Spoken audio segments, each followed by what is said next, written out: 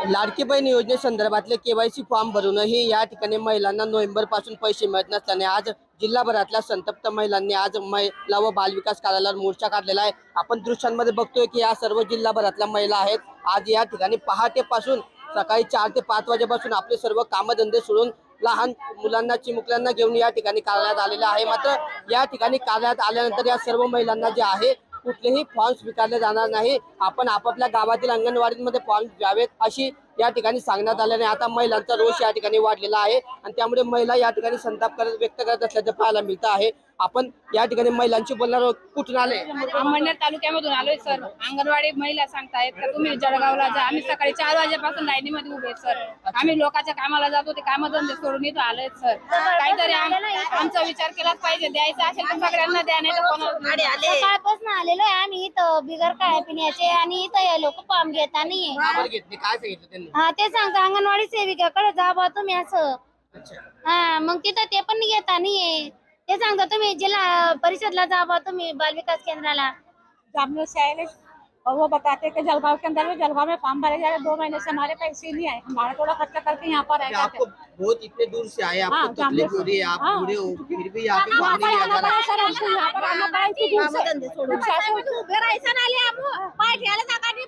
Form घेतले पाहिजे असं वाटतं का सगळ्यांचे बंद करून टाकायला पाहिजे पैसे।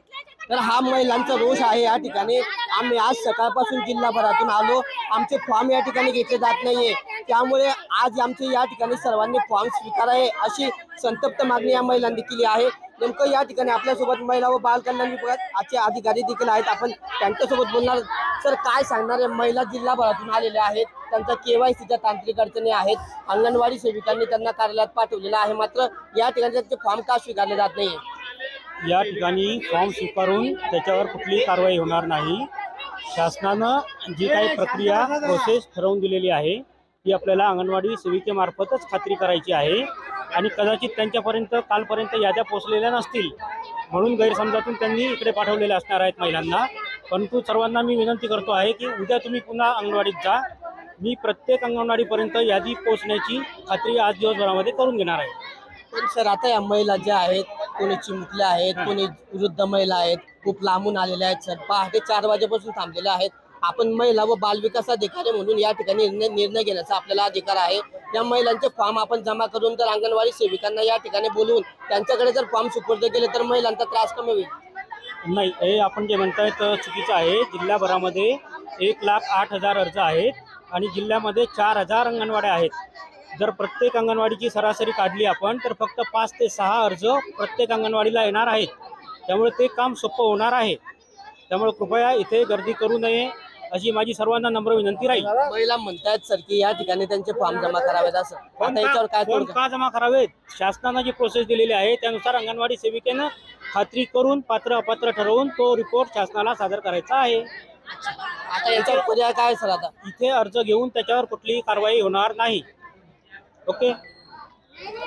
तर या ठिकाणी जे आहे महिला जिल्हाभरातून आल्या आहेत, त्यांची मागणी आहे की आमचे फॉर्म या ठिकाणी स्वीकारावे, मात्र अधिकाऱ्यांकडून त्यांना त्या ठिकाणच्या अंगणवाडी सेविकांकडे फॉर्म जमा करावे असं सांगितलं जात आहे। महिलांचा रोष वाढलेला आहे। या ठिकाणी महिलांवर नियंत्रण मिळवण्यासाठी पोलीस कर्मचाऱ्यांना देखील बोलवण्यात आलेलं आहे, मात्र आता या महिलांचे फॉर्म याच ठिकाणी घ्यावेत अशी जास्त मागणी या महिलांनी केलेली आहे। तर दुसरीकडे मात्र अधिकारी यावर नकार देत असल्याने आता हा महिलांचा जो वाद आहे, हा गोंधळ या ठिकाणी वाढला ते चित्र पाहायला मिळतं आहे। किशोर पाटील, TV9 मराठी, जळगाव।